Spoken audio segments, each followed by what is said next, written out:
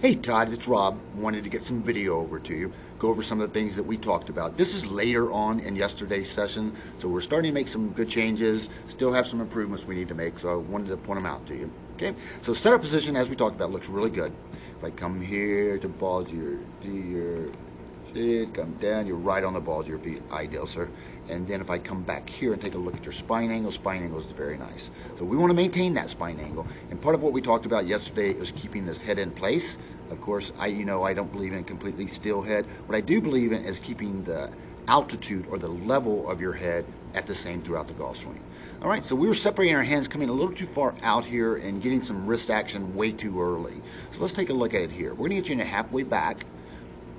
Bear with me, I'm going to get you in halfway back. Still, we're getting the separation, because if I look here, still, this was later on, so we got away from it a little bit. We're doing pretty good in the middle, we got away a little bit. Okay, so there are your hands, there's your shoulder, as we talked about, forearms and wrist to get into that halfway. So here we go. See how your hands are already, you're probably about 24, 28 inches away from the golf ball, and your hands have traveled about 4 to 5 inches. See that there for the red line indicator? We want those hands back in here. We talked about a fist off of the thigh, all right? Because if we track back by engaging this left shoulder too early, we're going to get this club right in here, which is our halfway back position. I'm going to stop you. If I draw a line through this club shaft and I bring it here, you'll see you're setting yourself up to hit this golf ball to the right.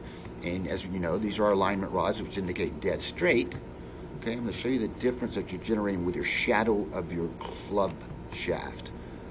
See the huge deviation I see right here? It's real tight up here at top, and then it starts to deviate even more back here. So geometrically, we're not setting ourselves up properly. So what would happen if you take these hands, bring them back in to your body about a fist away? That's going to give you something that looks a whole lot more out here in front of you, kind of like this. Okay? Well, look at these two lines now. They match. Okay? That's geometry. Geometry and physics, we talked about that. All right, so we got to get the hands in. This club shaft we talked about level to the ground. The back of your left hand and the club face match. At that point, you have preset the golf club, sir. There is no reason to manipulate those wrists any farther. As we talked about from here, we want to rotate and pronate. Okay? So here we go. Take you up to your top position. I'm going to draw your attention as we come back here to the top. Look at the deviation you've created in your head. We started back here. You've moved your head 14 inches. No can do, sir. All right? So here, still got a little bit of bend in this left arm. We're going to straighten that out. Bring this elbow right in. And you see here, we're starting to get that little cup happening again. Go here and look at it. And the way I know that it's twofold. Number one, I see the cup itself right there. But look how wide open your club head has become.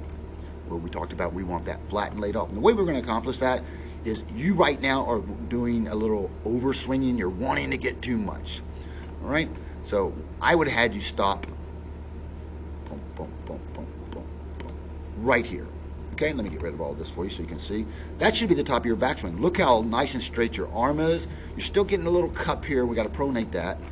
But if I draw your swing plane in, take a look at it from here. If I draw your, pardon me, wrong tool.